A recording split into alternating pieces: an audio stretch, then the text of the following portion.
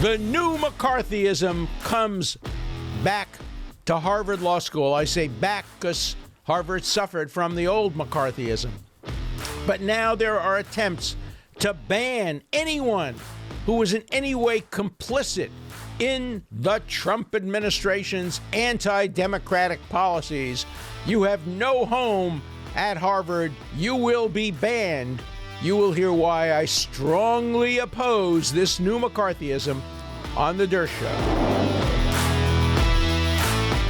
I had hoped that with the acquittal of Donald Trump and the beginning of the Biden administration, we would see an end to the McCarthyite attacks and efforts to ban Trump supporters or Trump facilitators from universities and other venues.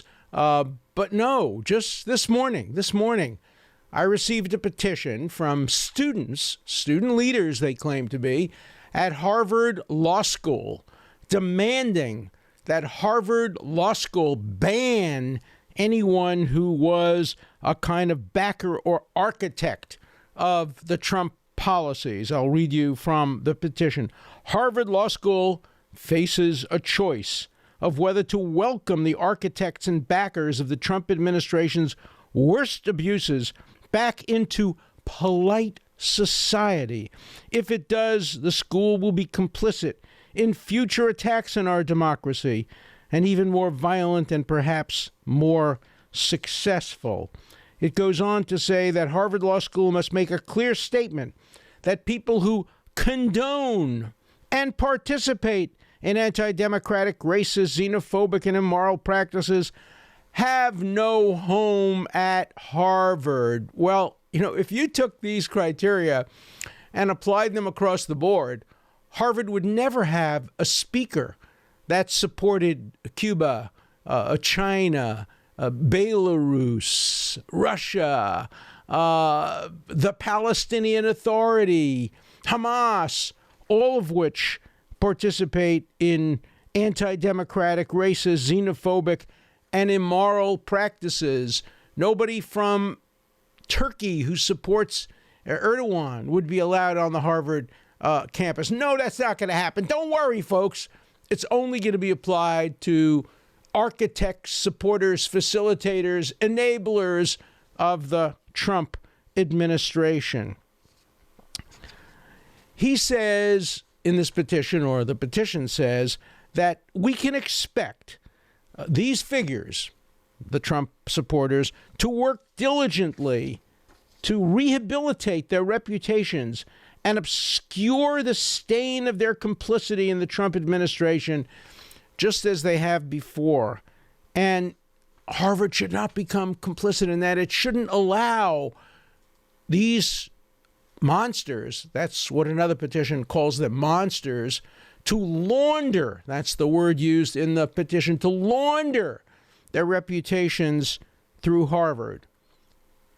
They also claim that this ban on Trump facilitators and supporters would teach ambitious students of all ages, talking about Harvard students, of course, that attempting to subvert the democratic process, promulgating racist, xenophobic policies, and telling American political leaders to go back to where they came from is not just allowed, but will even propel them through a continuous revolving door to success and prestige. In other words, if you want to get a good job, if you want to succeed, if you want to be a great lawyer, you got to participate in this new form of McCarthyism. Sounds familiar. That's what people were telling Harvard students back in 1950s. If you want to get a job, if you want to work at a law firm, if you want to get a clerkship, you better support McCarthyism. You better not permit people who are accused of communism to speak on the college campuses. That's what happened at Brooklyn College when I was a student there. Communists and people who were in any way affiliated with communism, which was defined very broadly to include socialism and other isms, were banned from the campus, literally banned from the campus. I remember there was a guy, an old communist, who would stand outside the gates of Brooklyn College handing out leaflets. Everybody felt sorry for the guy. We'd take the leaflet, make an airplane out of it, and fly it.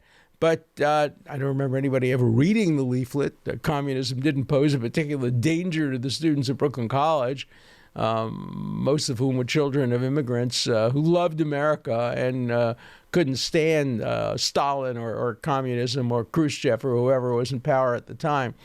But they had to protect us. They had to protect us from the bad influences of communism, of communist teachers, of people who had been communists in the 30s, who had been associated with groups that were regarded as fronts for communism in the 30s and 40s, anti-fascists who associated themselves with communists. We had to be protected from them. No, we didn't. The marketplace of ideas was a good enough protection. We understood the vices of totalitarianism. We didn't need college administrators to protect us, just like Harvard Law School students don't need Harvard administrators, faculty members, or censors to protect them from Trumpism. Do you know how many supporters of Trump there must be on Harvard's campus? You can probably count them on a couple of hands, but that's not the point. The point is these people, the folks who petition, the McCarthyites, the last thing they want is diversity of points of view. They want racial diversity. They want gender diversity. They want sexual orientation diversity. They want even some kinds of ethnic diversity, but ideological diversity, political diversity, partisan diversity. God forbid somebody might actually be persuaded to become a conservative and graduate Harvard. Being a conservative, my God, what that would do to the reputation of the school. So I was asked to comment about this petition. Of course, I railed against it and called it a modern McCarthyism and repeated my pledge. If anybody is banned from Harvard, anybody is fired from Harvard based on Trump affiliations, I will defend them. I will support them. If they want to bring a lawsuit and it's a plausible lawsuit, I will be part of that lawsuit. I will fight this new McCarthyism because it poses such a great danger in so many different ways. First, it imposes censorship. And when you begin to censor, you never end. Once you begin to ban Trump supporters or facilitators or enablers or members of the administration or people who oppose the election, well, you name it, where do you stop? There are people with extreme views on every side of every issue.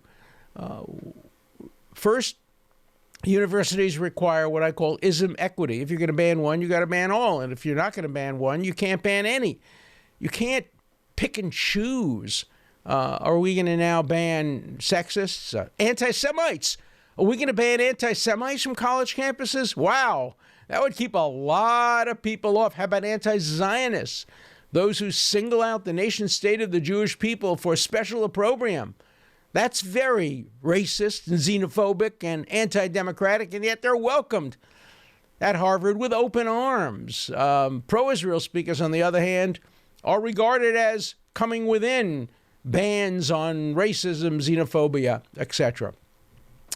So this is a process that's never ending. This is a process that once beginning will end the way McCarthyism ended, by having bans on so many types of speakers. The difference is that McCarthyism had a natural end. It was based on the Cold War, and when the Cold War ended, McCarthyism ended.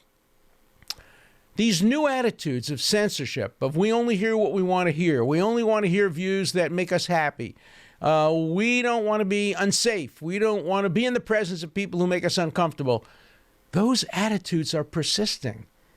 They are the future. Cancel culture is quickly becoming American culture, and it's certainly becoming university culture. Already, these supporters of Trump are canceled. They're not being invited, but the petition wants to go further, and instead of just not inviting them, it wants to have an absolute formal ban. And how far does it extend? Does it extend to lawyers like me who defended the Constitution on behalf of President Trump? Does it extend to the lawyers who defended him in the most recent impeachment? Does it extend to editorial writers who might have expressed some criticism over the impeachment? Where does it stop? the censor's appetite is never satisfied. And these students who proclaim themselves as supporters of democracy are opponents of democracy to the extent democracy requires free speech and the open marketplace of ideas. So it's not over. My work has just begun.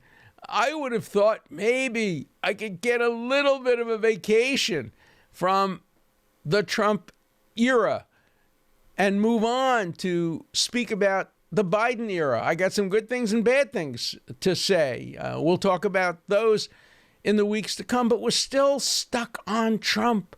He's still dominating the discussion on university campuses, in the media, in politics, in Washington. That's not the way it should be. That's not the way it generally is. But Trump is different.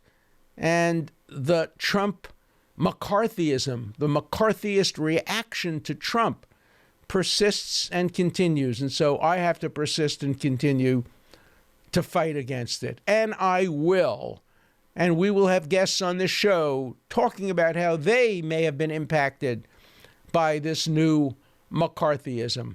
And so stay tuned. Stay tuned to the Dershow, because this is central. This is the place where you will always get the news about the new McCarthyism, what's going on, the censorship, the attempts to ban, the attempts to recriminate against people you disagree with politically, against almost half of America.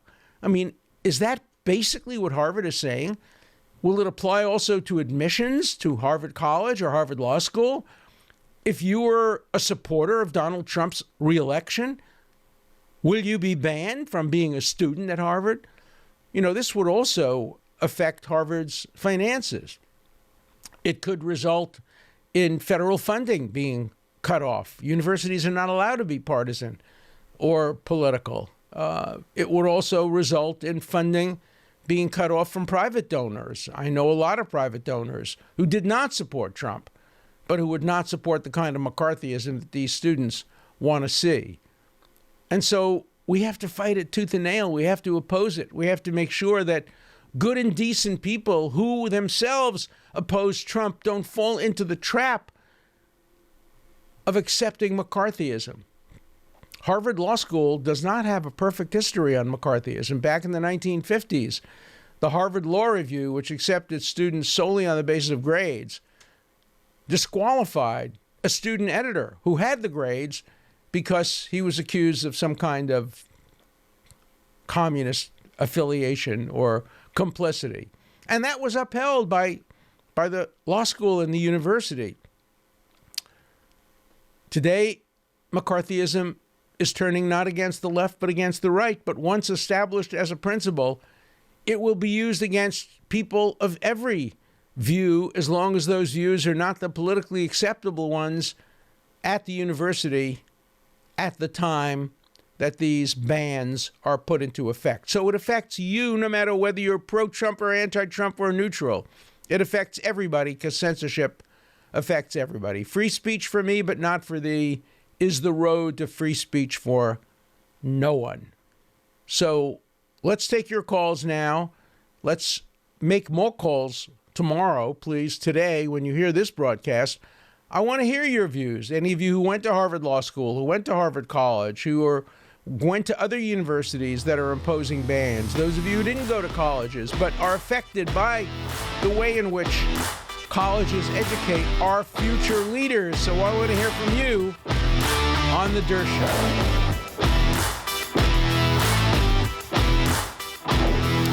Let's begin with our first call.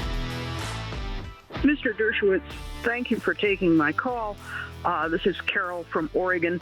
And twice in recent months, I've heard you say, including today, that the word reasonable appears in the Second Amendment. I have my electronic copy of the Constitution before me, and I see the word shall not be infringed, but I don't see reasonable. Thank you.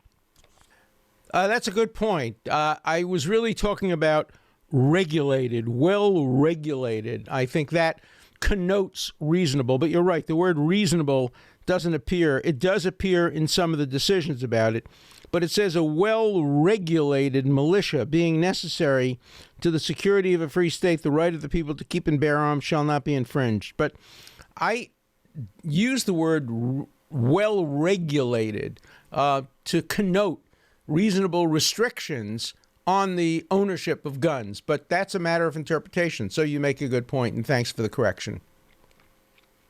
My question is that you indicated before that you have an open mind on the election integrity, and if you see something, you would believe it. But at this point, you believe that there was no mishaps or whatever that would have possibly changed the election. My question to you, did you actually look, other than listening to the mainstream media, did you actually look for yourself, whether it be security camera footage from the Georgia center, Fulton Center, or wherever it was that all that stuff took place, or anywhere else? That's my only question to you, is did you actually look? It's a good question. I looked at what I saw on the media, but not only on CNN, but as well on Fox and on Newsmax and others. And I also read the decisions and the court decisions which outline some of these issues. And, my point is not that there were no irregularities. I'm sure there were. I wrote an article in the run-up to the election saying don't expect a perfect election.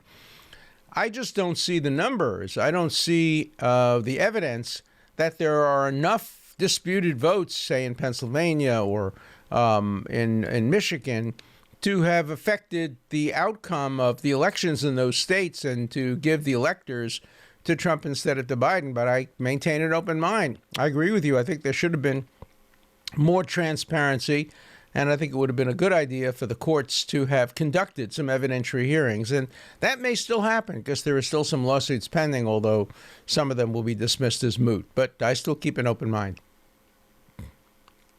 I don't know if you have ever met just a regular American citizen that wasn't real political. I had 4 children. I got 12 grandchildren. I just work. I garden. I obey the law. And if I ever get a fine, I pay it. But I don't know if you know people like that at all. I call them Trump supporters, just people that have never been listened to. Nobody really cares how we feel about how this country is moving so far left. I think, and so yeah, I would like a comment or an answer, whatever, on what do you know people like me? It's a great question. I appreciate that. I grew up with people like you. I grew up in Brooklyn, in a working class neighborhood.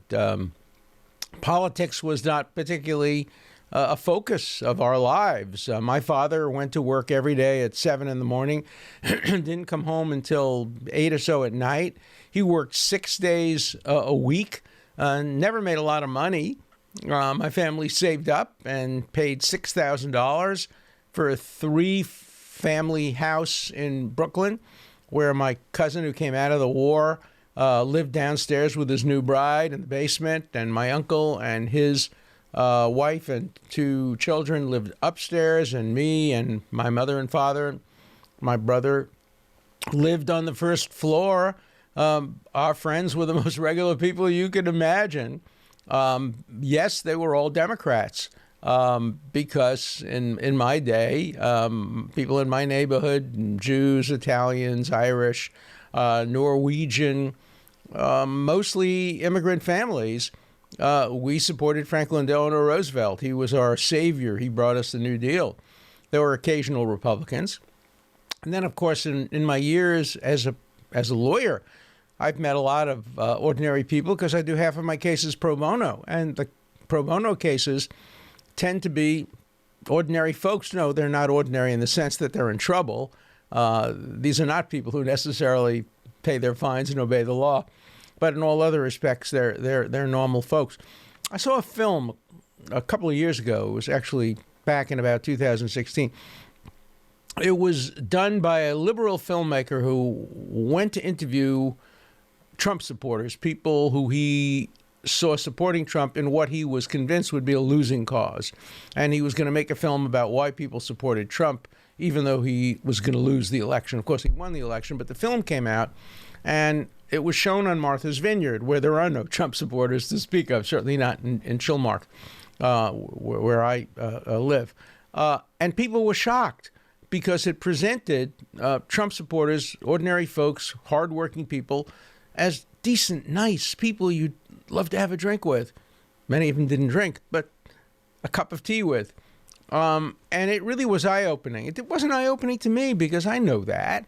Look, you can agree to disagree. I am not a Trump supporter, politically, ideologically, in terms of policies. But I would never end a friendship with somebody over support for Trump. And yet friendships with me have ended over not my support for Trump, but my support for his constitutional rights. So I certainly support what you're saying. I think more people from the left ought to meet hardworking class people from the right, and vice versa. I think people like you ought to come to the cities, the inner cities, and meet folks who are struggling and who support the left. It would help all of us to understand each other. So thanks for your very important call. Hi, I hope you. Thanks for your work. I have one suggestion that's a bit off base. The extreme left always leads to communism. Well, communism is basically dead in the world today. The last communists are on university campuses today in Europe and in the United States. Even the Chinese are capitalists, and the Russians are capitalists. Maybe Belarus and maybe elements of Cuba retain real communism. I don't think communism is a threat. What I think is a threat is extremism, radicalism, some degree of anarchism.